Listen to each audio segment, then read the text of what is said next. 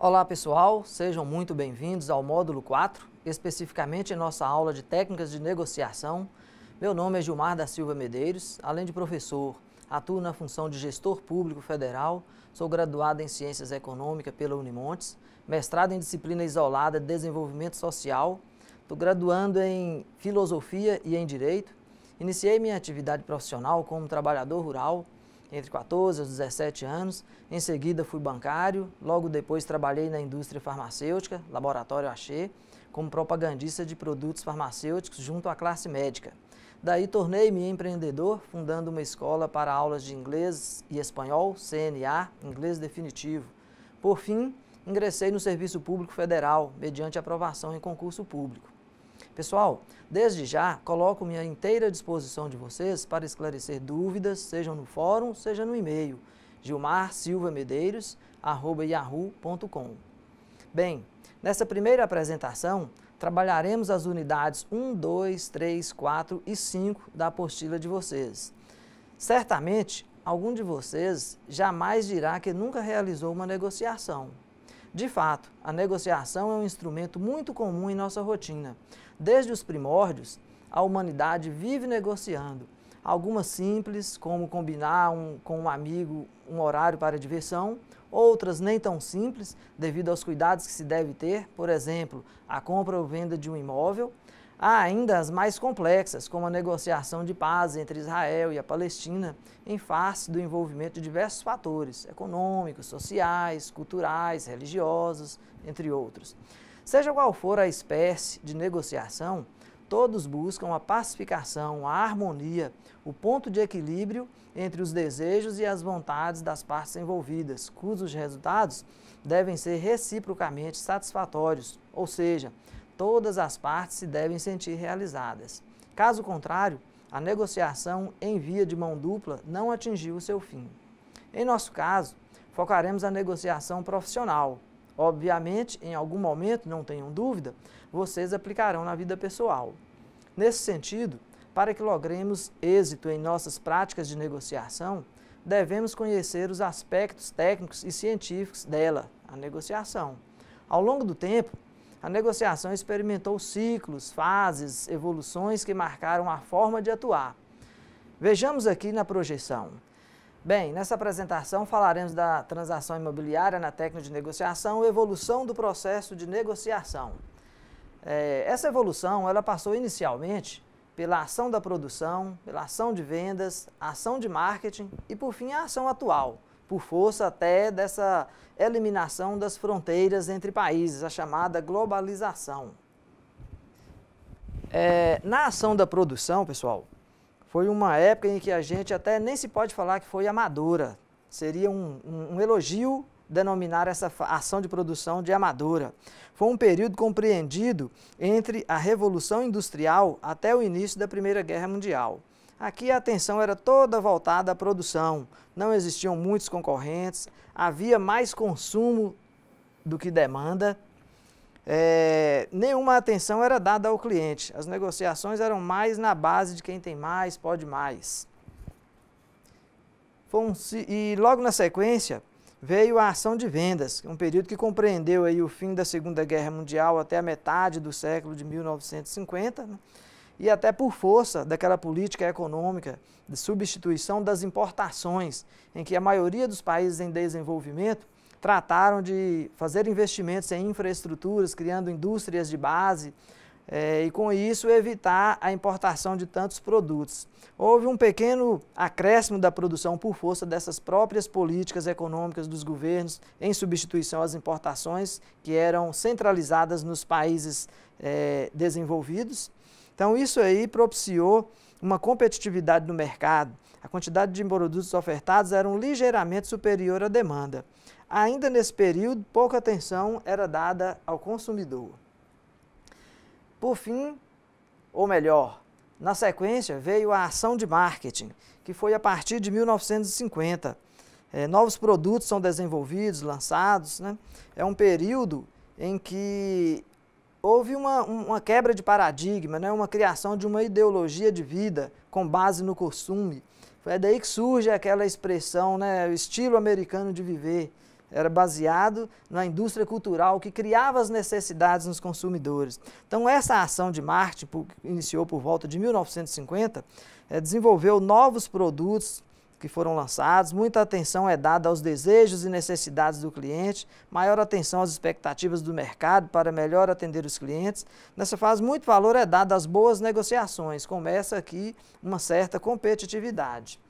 Bem, pessoal, por fim, a ação atual é a que a gente vive no momento.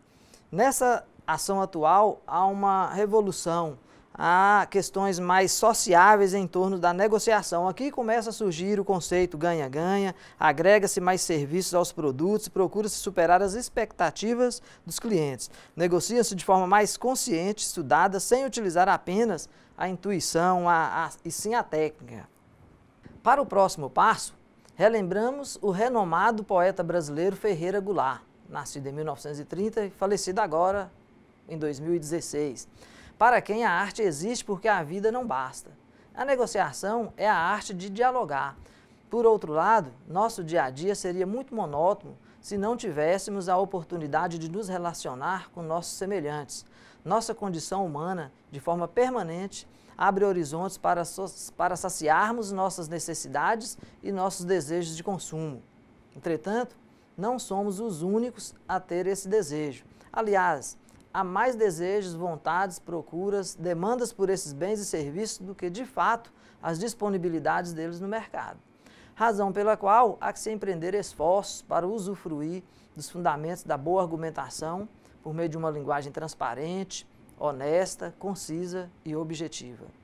Tudo isso é necessário à medida que nossa vida é permeada de inter-relações pessoais que, nas negociações profissionais, torna-se imprescindível um profissional da linguagem, da percepção e do saber lidar com o comportamento dos clientes para a conquista de confiança e credibilidade.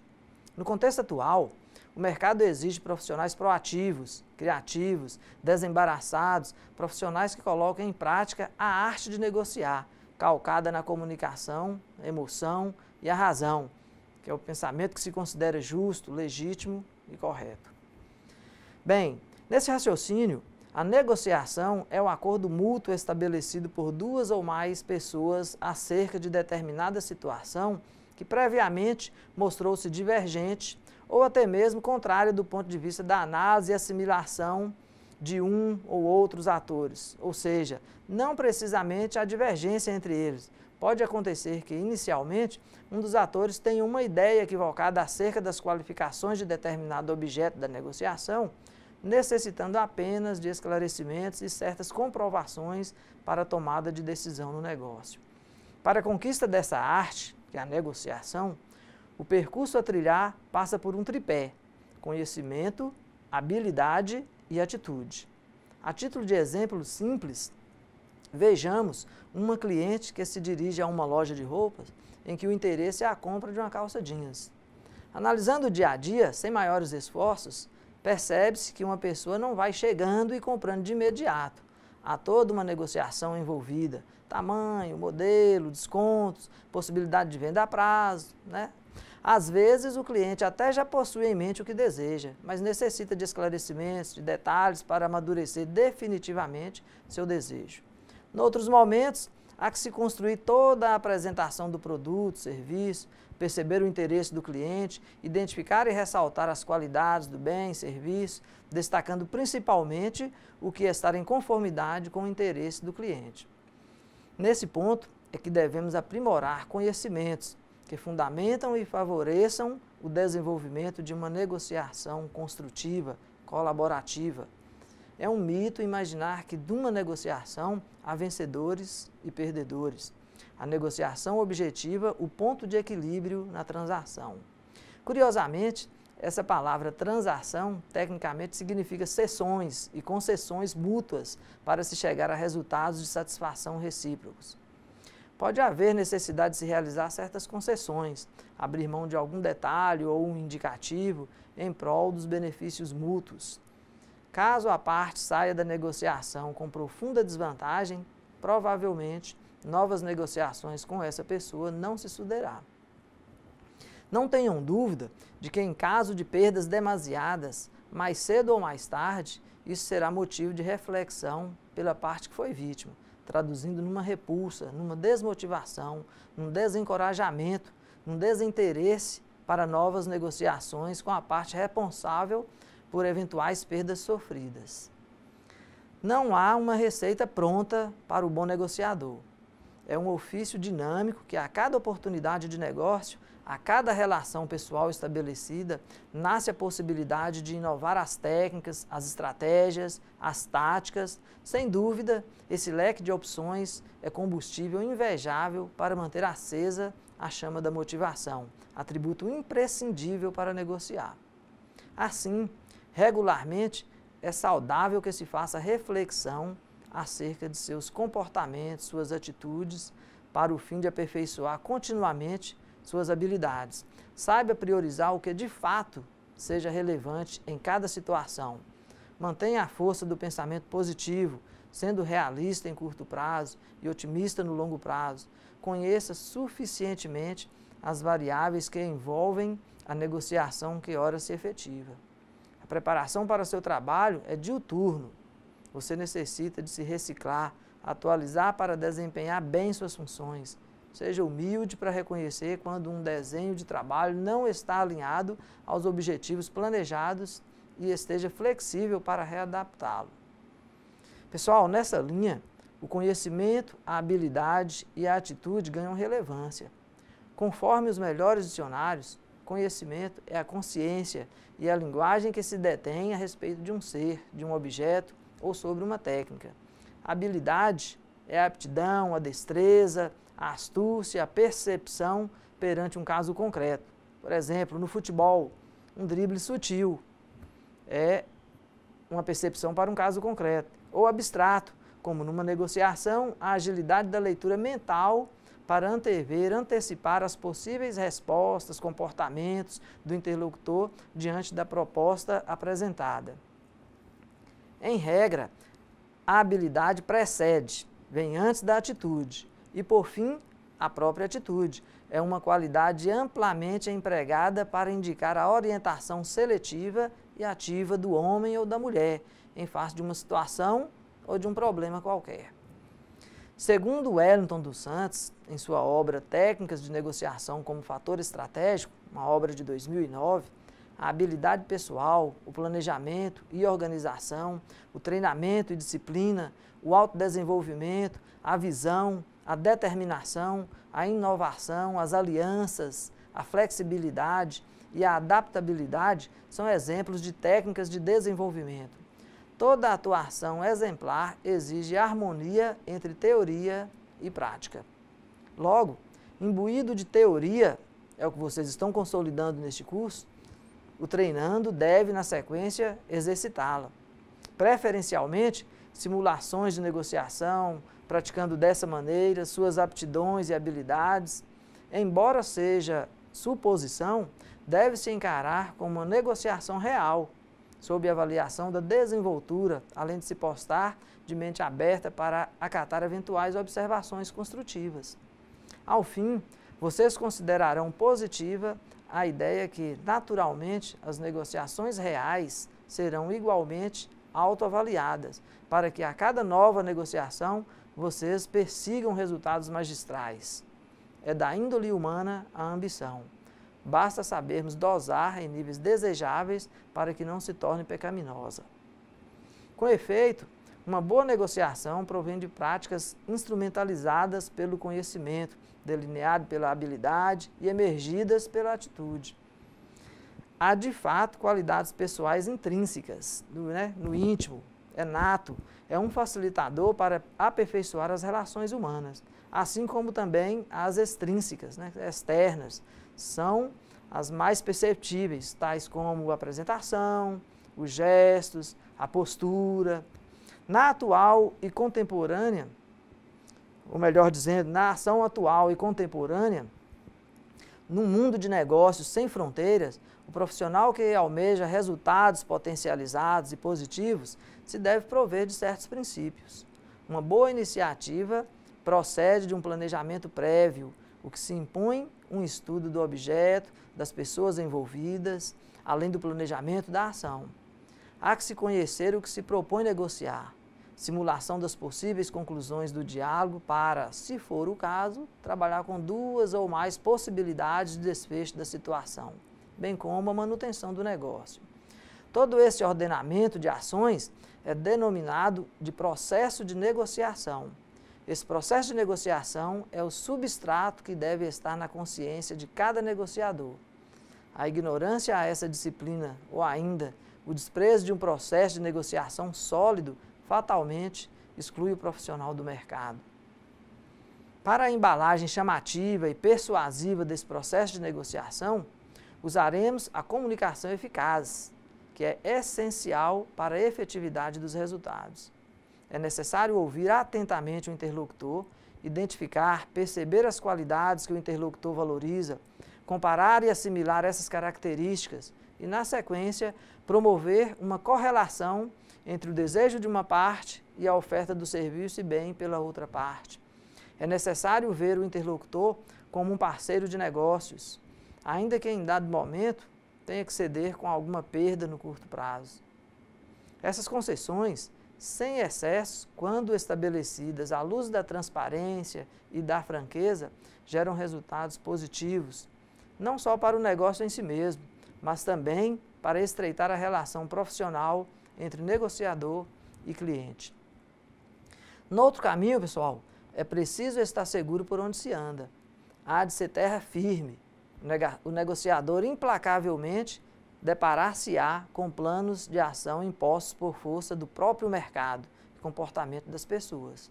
Necessário faz-se ter conhecimento das influências ativas que o cliente com o qual se lida goza.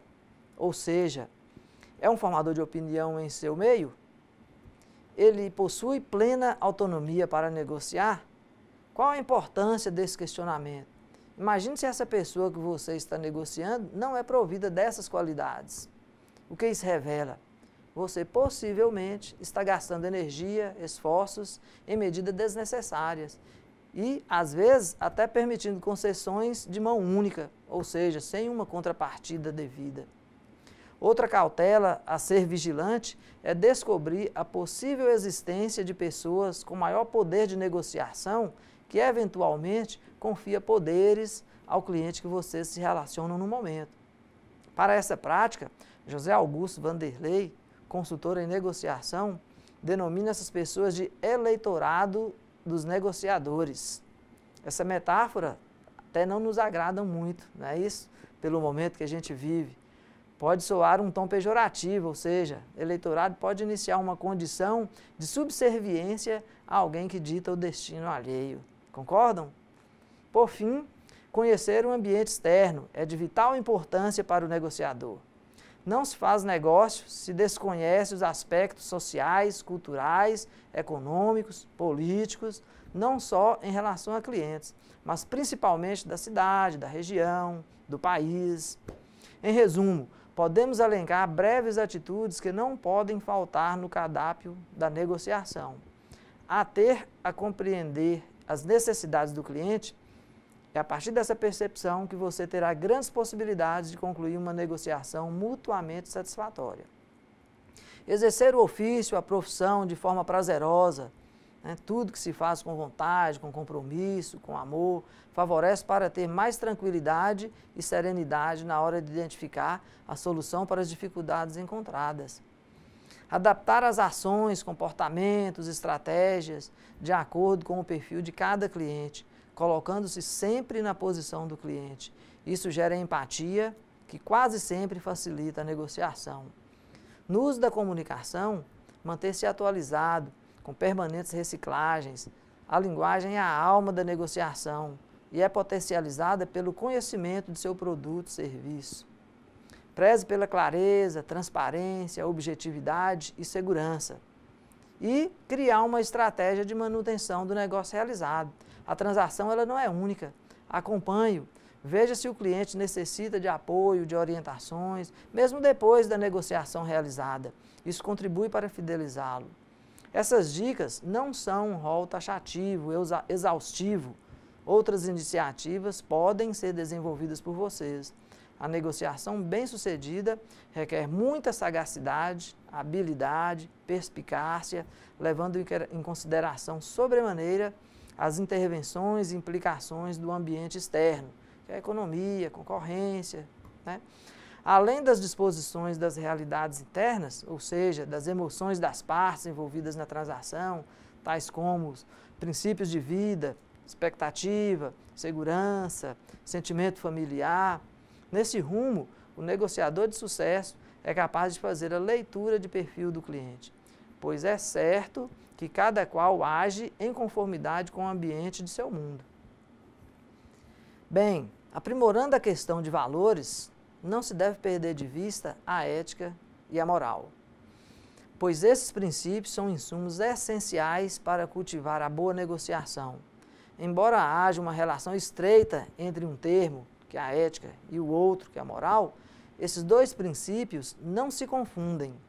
A etimologia da palavra ética é grega, ethos, que até significa a maneira de se comportar. E pode ser bem, pode ser mal, pode ser positivo, pode ser negativo. Não há uma distinção ética entre o comportamento positivo e o comportamento negativo. Criou-se um falso conceito de que quando se fala que a pessoa é ética, indica que ela é sempre positiva. Não, não é isso. Na essência da palavra, o comportamento ético ele pode ser tanto bom quanto mal. Então, significa comportamento, caráter, né? Assim, entende-se a ética como a forma de ser, de se comportar de cada qual, o que se aflui para a responsabilidade pessoal que cada um deve ter com o próximo. A ética define-se ainda como uma força interior que estimula a consciência humana a se proceder com seus semelhantes. Por outro lado, por moral, compreende-se como um conjunto de regras, tradição, costumes, as leis, as regras do trato social, norteadores da conduta humana. Notem que são termos norteadores, orientadores de nossa permanente conduta, tanto pessoal, em nossos laços familiares, de amizade, quanto em nossas relações profissionais, perante o empregador, colegas de trabalho, clientes, fornecedores. Miguel Reale, um brasileiro de destaque na filosofia do direito, lecionava que, quando o nosso comportamento se conforma a uma regra e a recebemos espontaneamente como uma regra autêntica e legítima de nosso agir, pode ter certeza que o nosso ato é moral. Ou seja, se espontaneamente acatamos o cumprimento das normas legais, dos costumes e da tradição em nosso convívio, podemos dizer que estamos agindo sob o amparo da moralidade. No que se refere ao âmbito profissional, há uma preocupação das empresas, instituições, governo, cada vez mais crescente para mostrar de maneira muito evidente os limites do comportamento, do agir de seus colaboradores. É um meio de prevenir comportamentos inadequados e advertir do risco de desvios de conduta. Tanto é assim que diversas empresas, instituições e órgãos já possuem um código de ética publicado para que sirva de orientação e advertências a seus usuários. Notadamente, no Código de Ética Profissional dos Corretores de Imóveis, o CRECI, cito algumas regras de determinações constantes desse código. Pessoal, fique atento, olhe o peso da palavra determinação. Prestigiar as entidades de classe, contribuindo sempre que solicitado para o sucesso de suas iniciativas em proveito da profissão, dos profissionais, da coletividade. Vejam vocês que há tempos houve uma mudança de paradigma.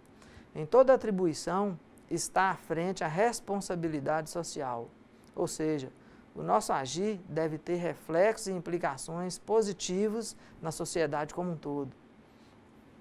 Pessoalmente, para a empresa, para colegas de trabalho, para a família e principalmente para a coletividade. Recusar a transação que saiba ilegal, injusta ou imoral é outra determinação. Por meio dessa imposição, está clara a observação devida à moralidade. Apresentar, ao oferecer o negócio, dados rigorosamente certos, nunca omitindo detalhes que o depreciem, informando o cliente dos riscos e demais circunstâncias que possam comprometer o negócio. Por esse critério, é manifesto que não há espaço para negociações fora do comportamento exemplar. De toda sorte, uma boa dica para não cair em armadilhas ou ser induzido a comportamentos reprovados é sempre ter em mente a conciliação de seu interesse particular, a prosperidade individual, com o interesse coletivo, o interesse público, que é aquela responsabilidade social que cabe a cada um de nós para com a sociedade. Se seu ato não responder a essa exigência, reflita, pois algo estará errado. Bem, para finalizar a aula de hoje, falaremos das posturas de negociação. Todos manifestamos os sentimentos e as impressões sobre algo, não só pela linguagem, mas também pela expressão corporal.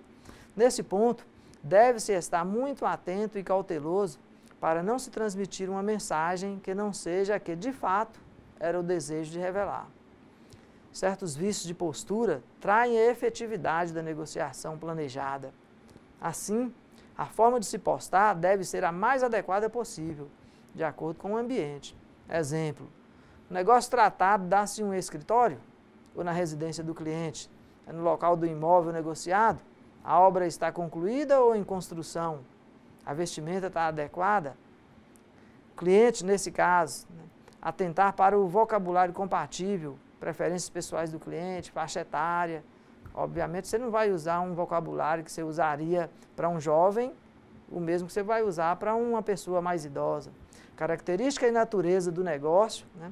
Exemplo, o imóvel é rural ou é urbano? O padrão desse imóvel é popular ou não? Qual é a região de localização desse imóvel? Eventuais gestos e descontração, quando bem aplicados de forma criteriosa, oportuna e conveniente, são até bem-vindos. Mas tenham muito cuidado para não causar imagem de pessoa inoportuna. Portanto, esse posicionamento, aliado com o desenvolvimento daquele tripé que comentamos anteriormente, conhecimento, habilidade e atitude, são igualmente reconhecidos como postura de negociação, inclusive nas literaturas. Vejamos de forma mais didática alguns conceitos sobre essas posturas aqui na projeção. Bem, vejamos aqui então as formas de postura. Temos aqui a postura competitiva, que é uma postura em que as partes ganha-perde ou vice-versa, perde-ganha. A postura colaborativa, que é a ideal, a postura ganha-ganha. E a postura kamikaze, a postura suicida, em que as duas partes acabam perdendo na relação de negócio. Bem, pessoal, a postura competitiva, que é a ganha e perde ou vice-versa, é uma postura individualista, em que o negociador preocupa-se com o presente, é frio, é capaz de valer-se da fraqueza do outro para poder tirar proveito dessa situação alheia. Nessa postura competitiva, o negociador que está interessado apenas na satisfação de seus próprios interesses, sem se preocupar com o outro lado. Então veja que é uma postura inadequada, não usual, de acordo com os valores morais e éticos. Então, dessa forma, devem ser evitadas esse tipo de postura. Em relação à postura colaborativa, que é a ganha-ganha, é a ideal, é a mais bem-vinda, é a que você conquista a confiança do seu cliente, é a que você conquista a cooperação de seus pares, da sua empresa e, às vezes, em certos casos, até da concorrência com algumas parcerias celebradas. Então, esta é a ideal, a postura ganha-ganha. Alguns chegam a imaginar que é impossível ter essa relação de ganha-ganha, mas é um mito. Essa é a mais ideal para o negociador. E, por fim, essa postura kamikaze, como eu disse, é uma postura suicida, em que o negociador ele não se preocupa nem com ele próprio. O que ele quer é causar transtorno a todas as partes. É uma postura encontrada no negociador que não se importa em perder, desde que o outro também perca. É reconhecido como estilo kamikaze. E só por curiosidade, o kamikaze é uma denominação atribuída àqueles pilotos japoneses que na Segunda Guerra Mundial pilotavam seus aviões para poder explodir as bases inimigas, não se importando que iriam morrer. Então, por isso, essa metáfora dessa postura kamikaze, que não se importa que o outro morra. Aliás, não se importa que ele morra, o que ele quer é que o outro morra também. Então todos perdem, por isso essa postura perde-perde, que é reprovada no meio do negócio. Bem, pessoal, com a finalização ali daquela projeção, por hoje é só. Espero que a aula tenha sido proveitosa e para que seja eficaz, peço a vocês encarecidamente que assimilem o conteúdo da apostila com aquela leitura concentrada, bem como participem do fórum na plataforma do curso. Reforço, eventuais dúvidas podem ser encaminhadas para meu e-mail, gilmarsilvamedeiros@yahoo.com. Muito obrigado pela atenção de todos e até a próxima.